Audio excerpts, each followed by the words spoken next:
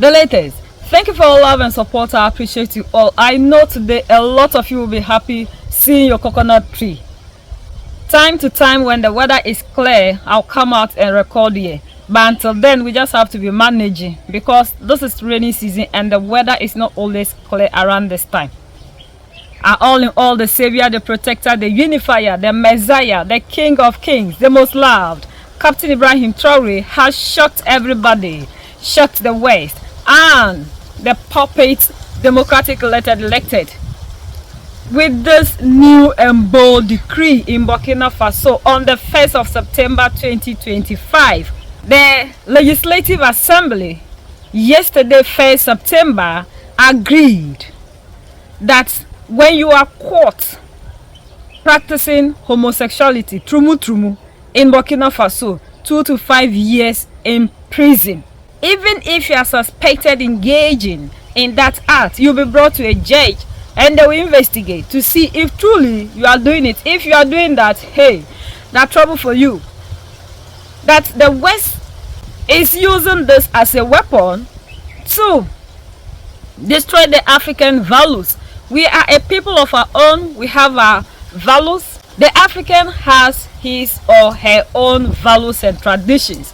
But the West bring this as a weapon against the African, forcing us to accept this when we know very well that Africans, we do not practice that. They make sure that any nation that do not accept this thing in their country, they deal with that nation. We know the sanctions they give to us and all that. And we are destroying our family system. The law provides for a prison sentence ranging from 2 to 5 years and fines. And if the person who commits these homosexual practices is considered, let's say considered, all the bizarre behaviors, if we feel it, you will be brought before a judge. And if you are a repeat offender, if we feel it, you will be taken to the border, if you are not of Bosnian nationality. So that is very clear, and it is a major innovation on this side because no test on us at the moment had provided for such incrimination.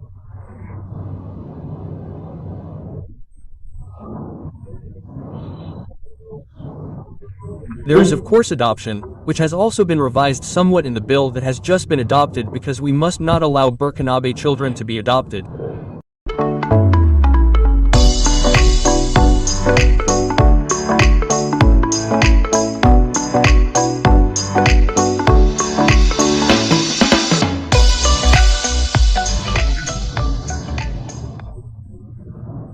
This is a long process that has just reached its conclusion since 2015.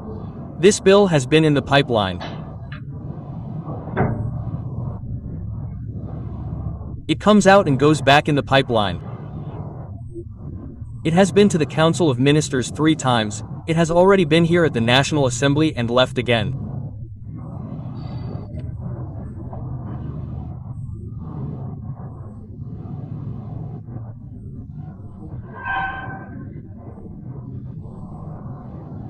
So today is a general sacrifice because this law has just reached its conclusion with the unanimous adoption of 11 deputies out of 71. It must be recognized that our current family code is now 35 years old, 28 days old, because it practically came into force on August 4, 1990. 35 years is a lot of change in social and economic terms, which means that we urgently need to review its terms and adapt it to our realities.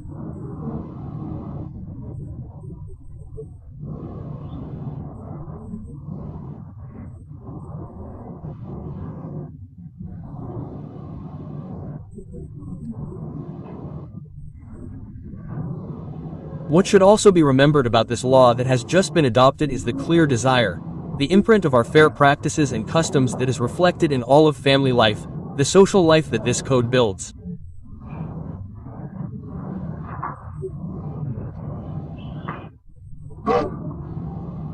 Starting from birth, through marriage, to death, and even after death, to inheritance, this aspect is truly outside of our fair hearing.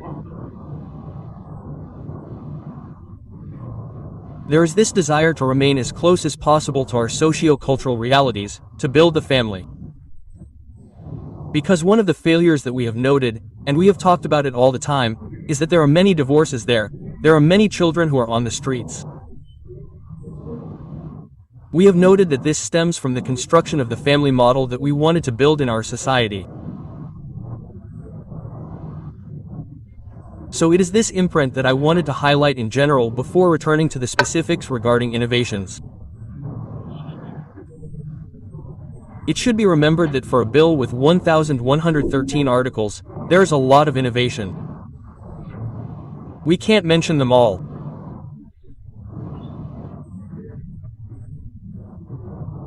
What is recommended is that, after the test has been issued, there should be a framework for discussion and appropriation, but also for the traditions on this side in our national languages, so that we can truly understand all the innovations that this bill contains.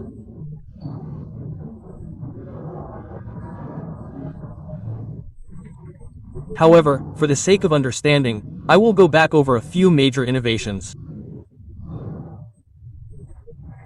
I say to look carefully at the text and read it because before leaving this room, we heard that from now on, it is possible to change the form of marriage during marriage from monogamy to polygamy and from polygamy to monogamy. We have already seen this on social networks, which is not true. There were discussions, there were proposals, but in the end this principle was not adopted because we believe that marriage is a great institution, it is a time-honored institution. It is at the moment of making this commitment that real decisions must be made and not during the marriage create a kind of upheaval that could have harmful consequences for the family. And as you know, the family is the basic unit of society. If it is disintegrated at this level, it will already have an impact on society. This information has not been confirmed. It is a proposal that has been discussed but it has not been retained. That being said, regarding major innovations, I will start with the attribution of family names since it is the birth and the code ordered by birth.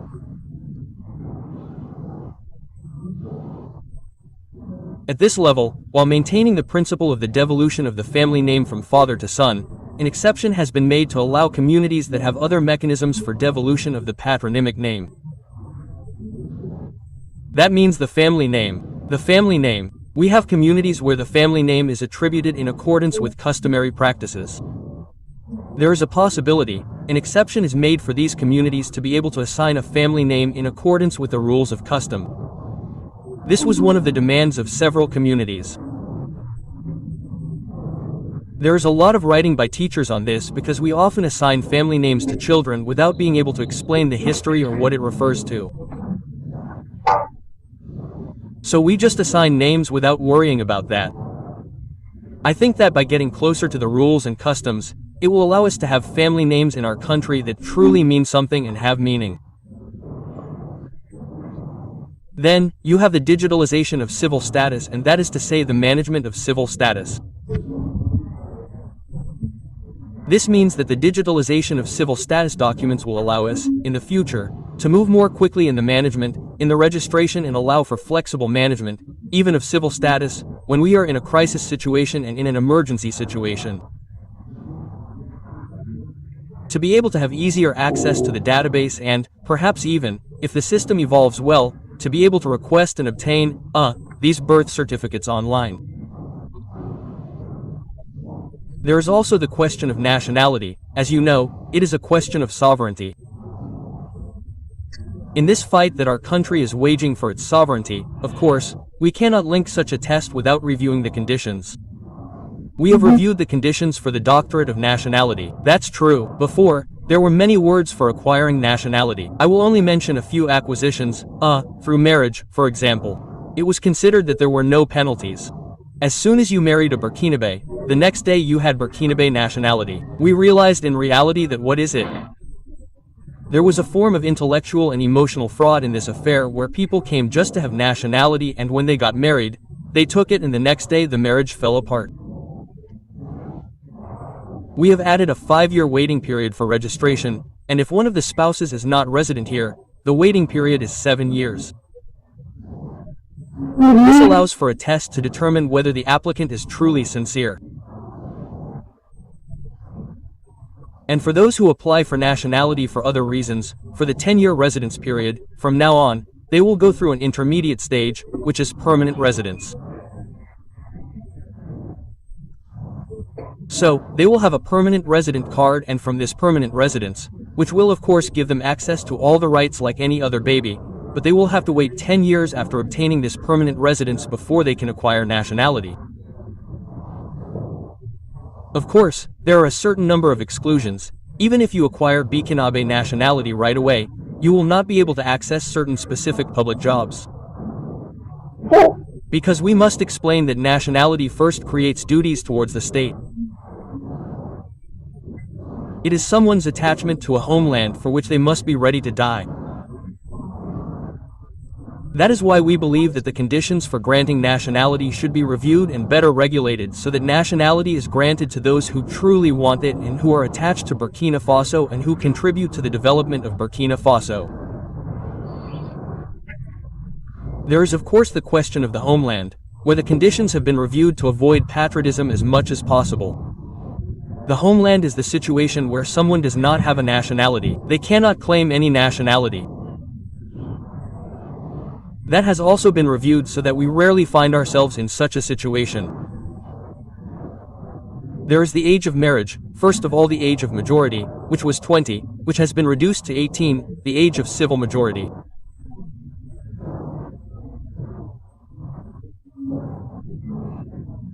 The age of marriage is also 18 for both sexes and with exemption at 16. We believe that this could allow for progress because in the old system, marriage was exempted at the age of 15, while schooling was still compulsory until the age of 16. There is a major innovation, which is the prohibition of homosexual and similar practices, as well as sanctions.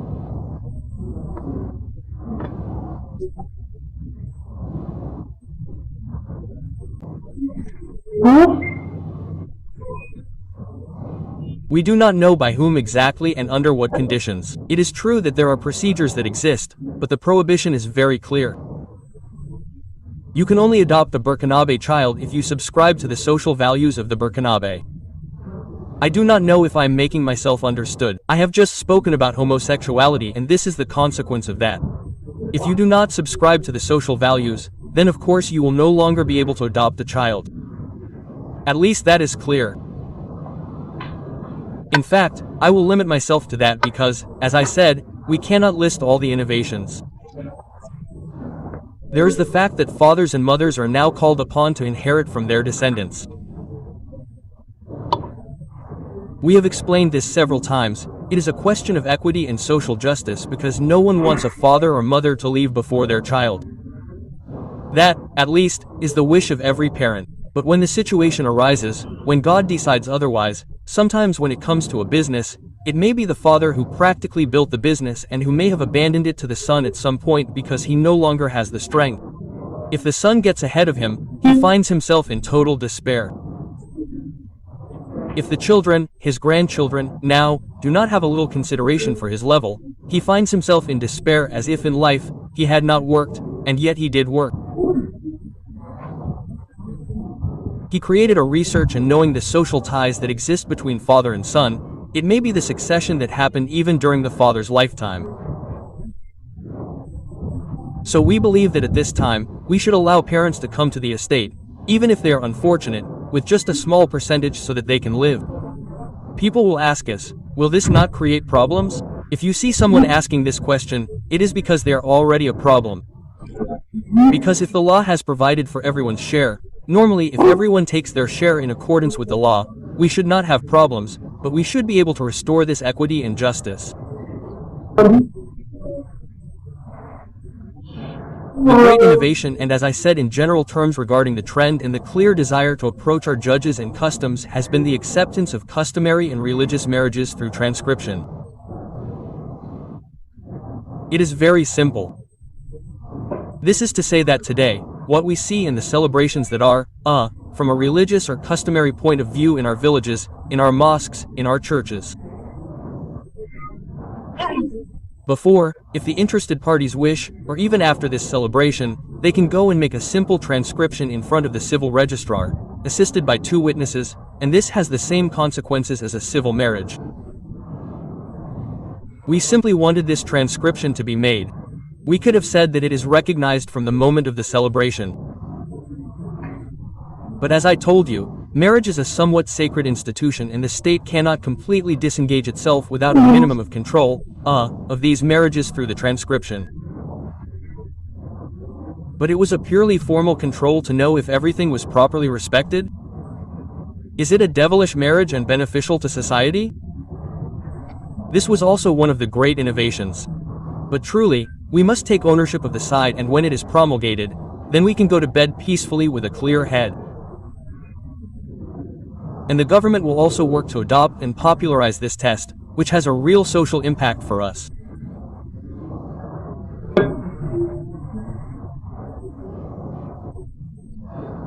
Well, you asked me to come back to the provision that states that the mayor can request subsidies from all the stakeholders she suspects of being the father.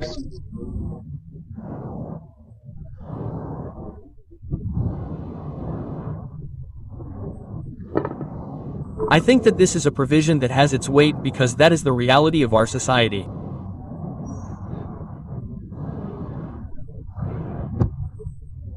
You have a young mother who is pregnant, paternity has not yet been attributed to someone, the author has not yet been recognized.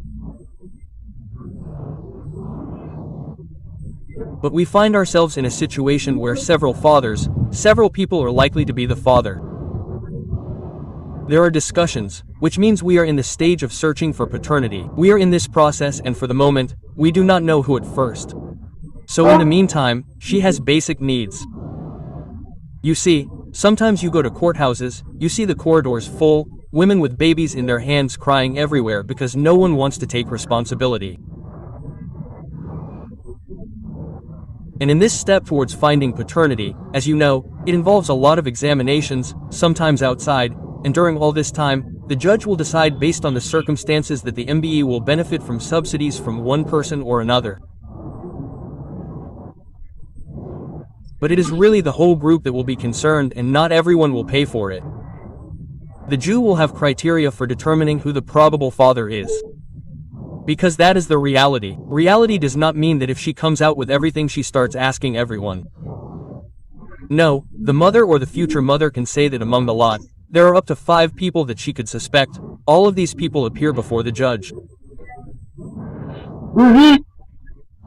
The judge has his own rules of assessment, and he looks at the circumstances as to who will bear the burden, as they say, we can call it advanced child support, who bears it. In order to be able to truly determine who the father is, because this intermediate situation, if there is no intermediate solution, creates impossible conditions.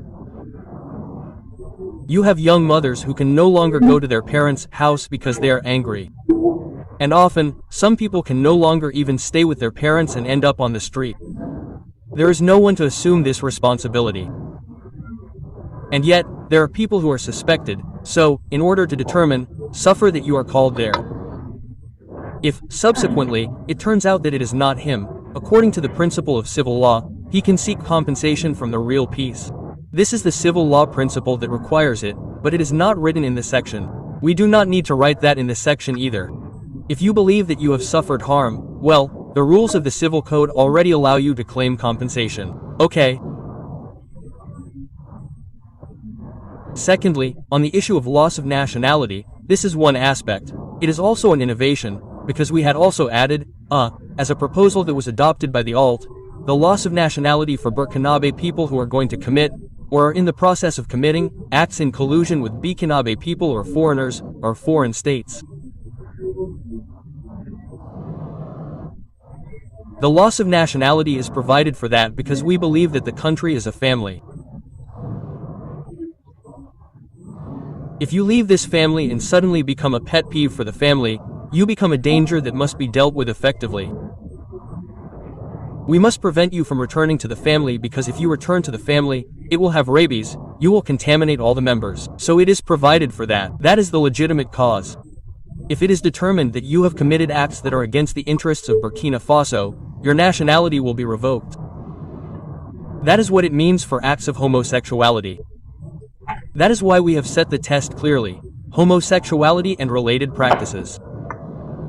It is to assess the age. Even if we cannot obtain proof by ourselves, we can have a starting point. Because when we say that when you go to trial, you can be declared innocent.